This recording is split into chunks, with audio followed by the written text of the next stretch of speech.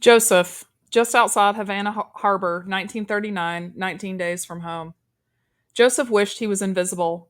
Once the rest of the passengers discovered who had jumped overboard yesterday, everyone stopped to tell him how sorry they were, how everything would be all right.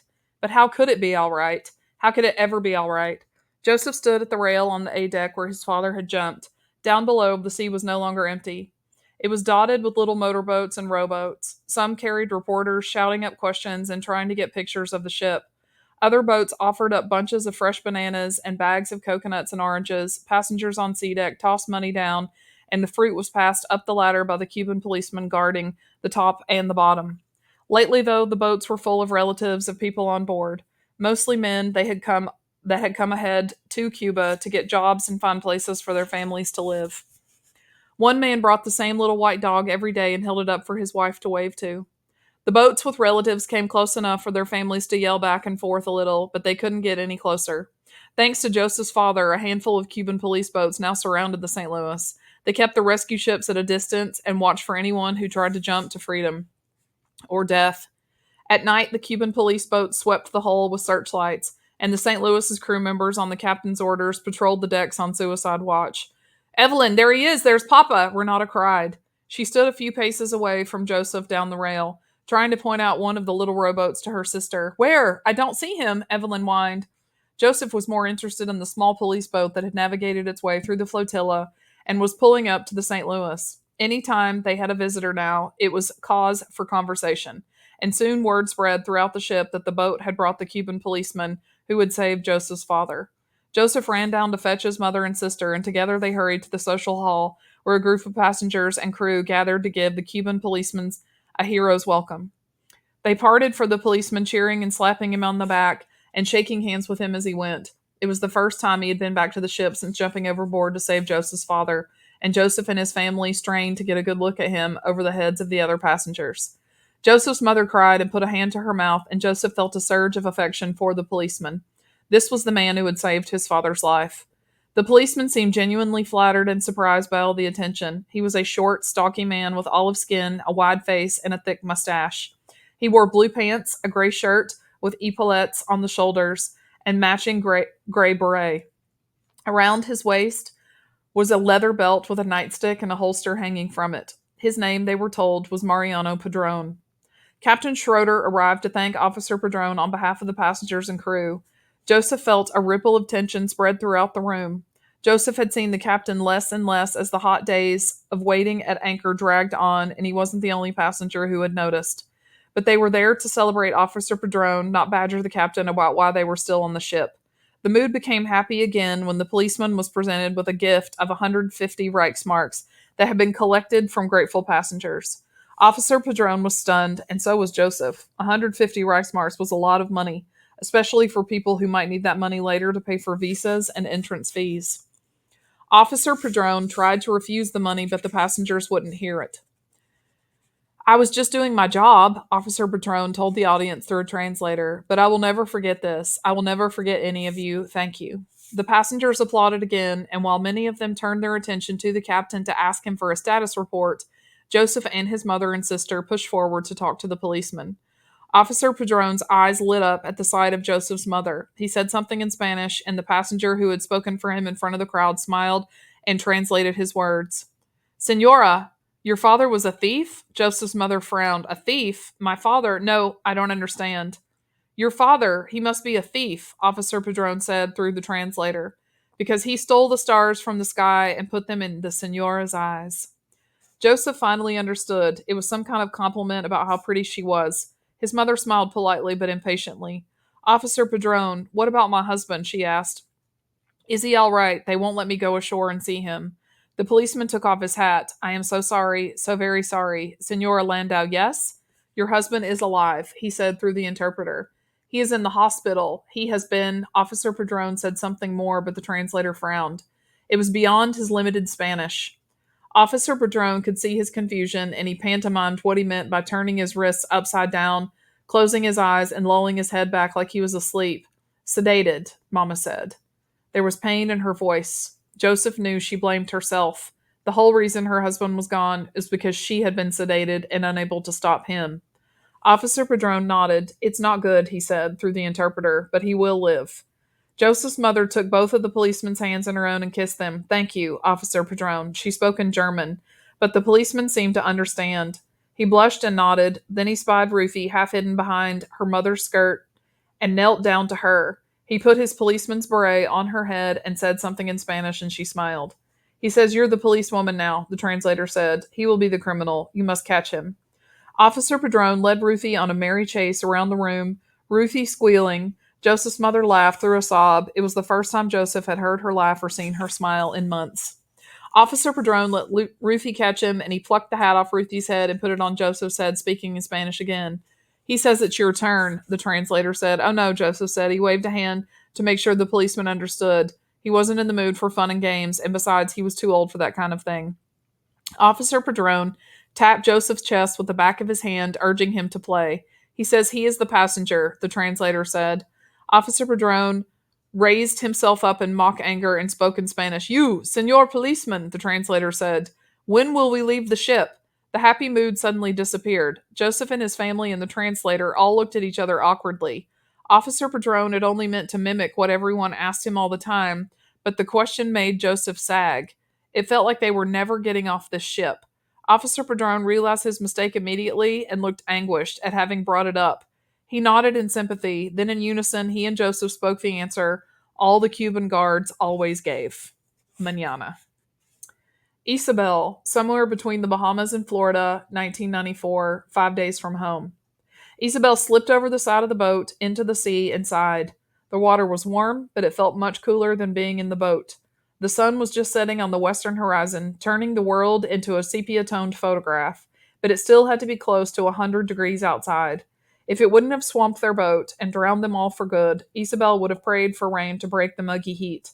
Isabel's father had rigged up a makeshift sunshade out of his shirt for her mother, and she seemed better now. The aspirin had kept Mommy's fever down, and though she was still exhausted and near to bursting with Isabel's baby brother, she seemed at peace somehow. Hot, but at peace. If the rest of them wanted relief, they had to wait for their turn in the water.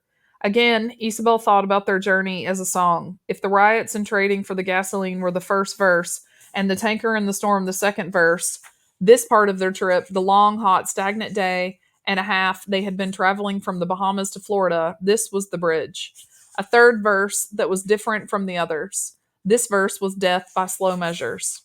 This was the down-tempo lull before the coming excitement of the climactic last verse and coda. This was limbo. They could do nothing but wait. The last sliver of sun finally disappeared below the waves, and Luis cut the engine. The world went silent but for the soft lapping of water against the hull and the creak of their disintegrating boat. That's it, Luis said. With the sun down, we won't be able to navigate as well.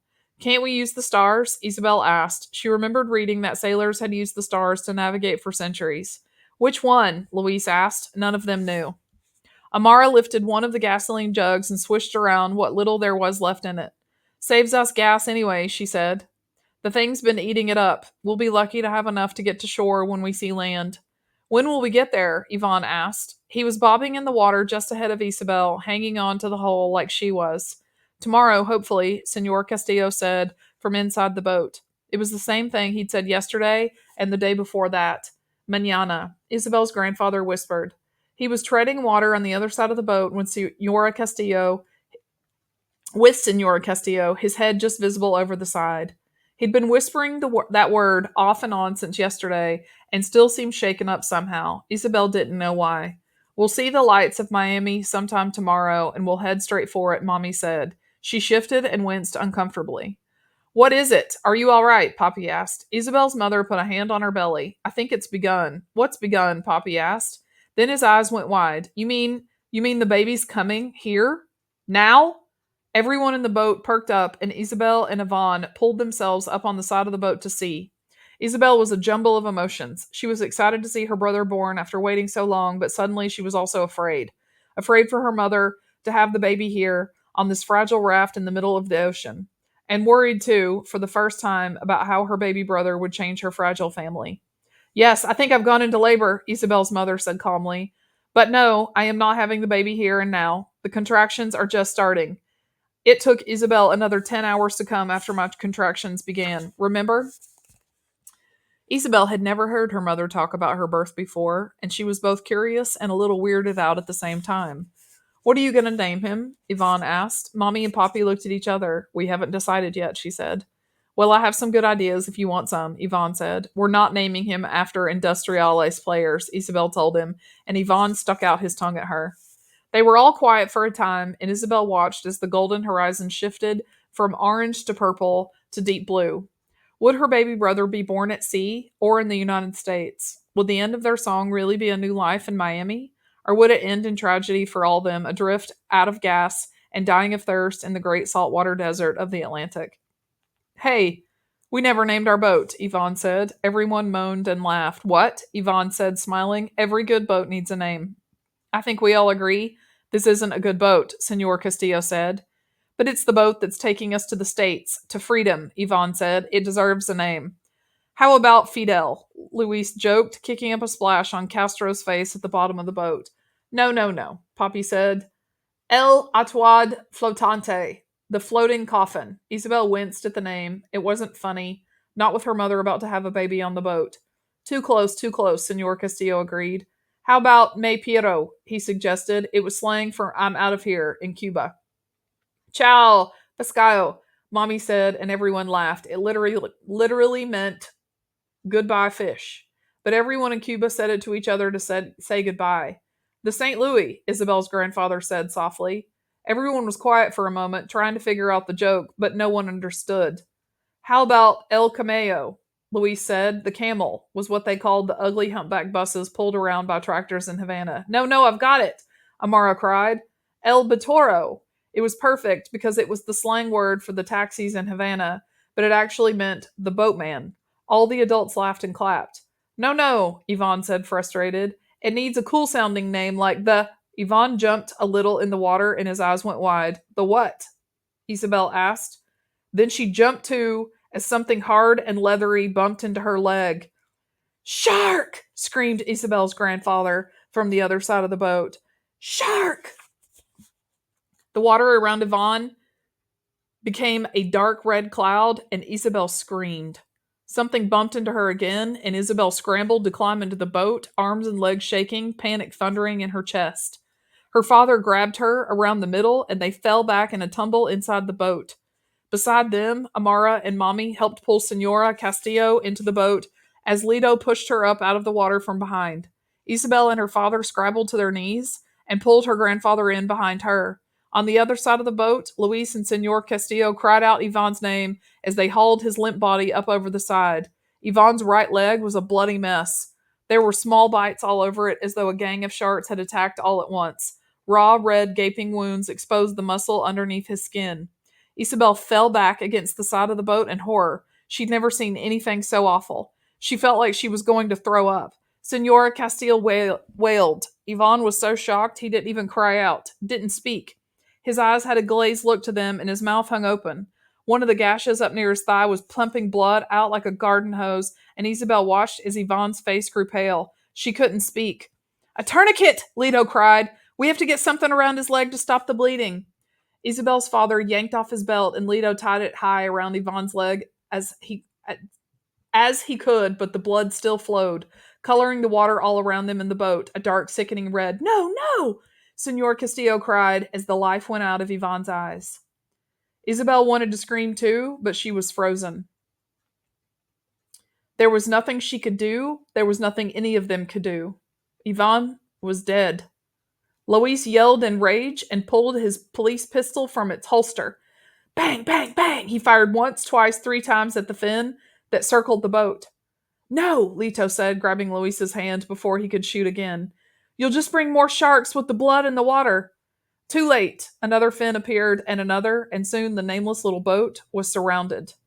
They were trapped in their own sinking prison. Mahmoud, Lesbos, Greece, to Athens, Greece, 2015, 12 days from home. Mahmoud was in another tent city. The paved parking lot at the pier in Lesbos was full of the kinds of camping tents sold in sporting goods stores.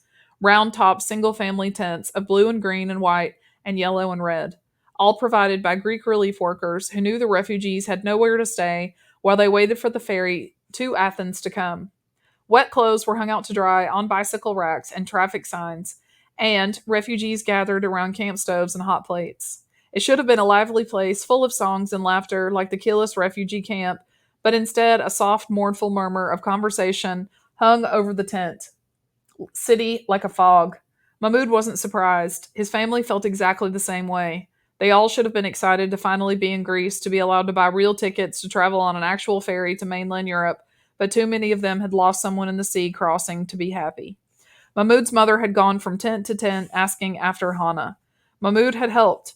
It was his fault she was gone after all, but no one at the dock had her, and no one had been on the dinghy that had taken her. Refugees came and went, but the tents remained, and Mahmoud's mother insisted they miss the next ferry to Athens so she could ask each new round of refugees for word of her daughter. But no one knew anything about her. Mahmoud felt as sick as he had on the dinghy. He couldn't look at his mother. She had to blame him for losing Hannah. He certainly blamed himself. He couldn't sleep at night. He kept picturing his sister's dinghy bursting on the rocks. Hannah falling into the water, none of them there to help her. Mahmoud's mother wanted to stay at the dock longer, didn't want to leave without knowing what happened to Hannah. But Dad told her they had to move on. There was no telling when the ferry line might suddenly decide to stop selling tickets to refugees, or when Greece might decide to send them all home. They had to keep moving, or they would die. Hannah had to have gone ahead of them on the morning ferry they'd missed that first day, or else. No one wanted to think about the or else. The huge Athens ferry arrived again that morning. It was the length of a soccer field and at least 5 stories tall. The bottom half of it was painted blue, and Blue Star Ferries was written in big words on the side. A radar bar spun near the bridge, and antennas and satellite dishes sprouted from the roof. It looked like the picnic pictures Mahmoud had seen of cruise ships. Its lifeboats alone were bigger than the dinghy they had left Turkey in. Mahmoud tried to get Walid interested in the big ship to get him excited about their first trip on a boat that big, but his little brother didn't care. He didn't seem to care about anything. A big ramp on the back lowered, and the refugees streamed on board the ferry. Mahmoud's mother wept as they climbed a ramp with the other passengers. She kept looking back over her shoulder at the tent city, hoping Mahmoud was sure to catch a glimpse of someone carrying a baby who might be Hannah, but she never did.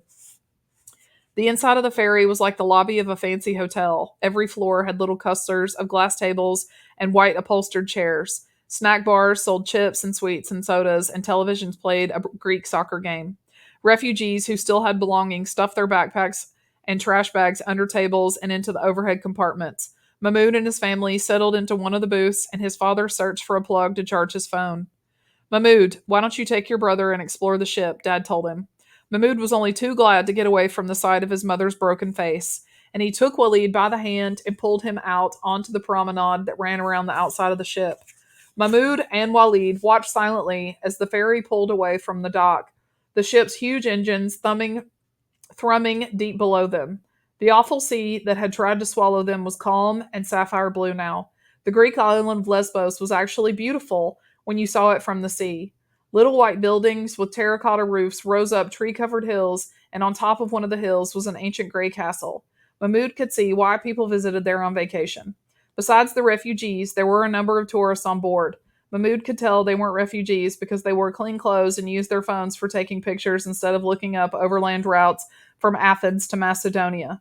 Another refugee had laid out a mat on the deck, and he was praying. In all the bustle of waiting in line and getting on board, Mahmoud had lost track of what time it was, and he pulled his brother down with him to pray alongside the man. As he kneeled and stood, Mahmoud was supposed to be focused only on his prayers, but he couldn't help notice the uneasy looks the tourists were giving them, the frowns of displeasure, like Mahmoud and his brother and this man were doing something wrong. The vacationers dropped their voices, and even though Mahmoud couldn't understand what they were saying, he could hear the disgust in their words. This wasn't what the tourists had paid for. They were supposed to be on holiday seeing ancient ruins and beautiful Greek beaches, not stepping over filthy praying refugees. They only see us when we do something they don't want us to do, Mahmoud realized. The thought hit him like a lightning bolt. When they stayed where they were supposed to be, in the ruins of Aleppo or behind the fences of a refugee camp, people could forget about them. But when refugees did something they didn't want them to do, when they tried to cross the border into their country, or slept on the front stoops of their shops, or jumped in front of their cars, or prayed on the decks of their ferries, That's when people couldn't ignore them any longer. Mahmoud's first instinct was to disappear below decks, to be invisible. Being invisible in Syria had kept him alive. But now Mahmoud began to wonder if being invisible in Europe might be the death of him and his family. If no one saw them, no one could help them. And maybe the world needed to see what was really happening here. It was hard not to see the refugees in Athens when Mahmoud got there. Syrians were everywhere in the streets and hotels and markets, most of them, like Mahmoud's family, planning to move on as soon as they could. Mahmoud's father thought he had the right documents to travel freely in Greece, but a woman at an immigration office told him he would need to go to a local police station first to get an official document, and the police told him he would have to wait up to a week. We can't wait a week, Mahmoud's father told his family. They had found a hotel for €10 a night per person, and the people of Athens were very friendly and helpful. But Mahmoud knew his parents only had so much money, and they still had 4 more countries to cross before they reached Germany. Mahmoud's mother would have stayed a week or even longer to keep asking everyone she met if they had seen a baby named Hannah. But it was decided they would take a train to the border of Macedonia and try to sneak across during the night.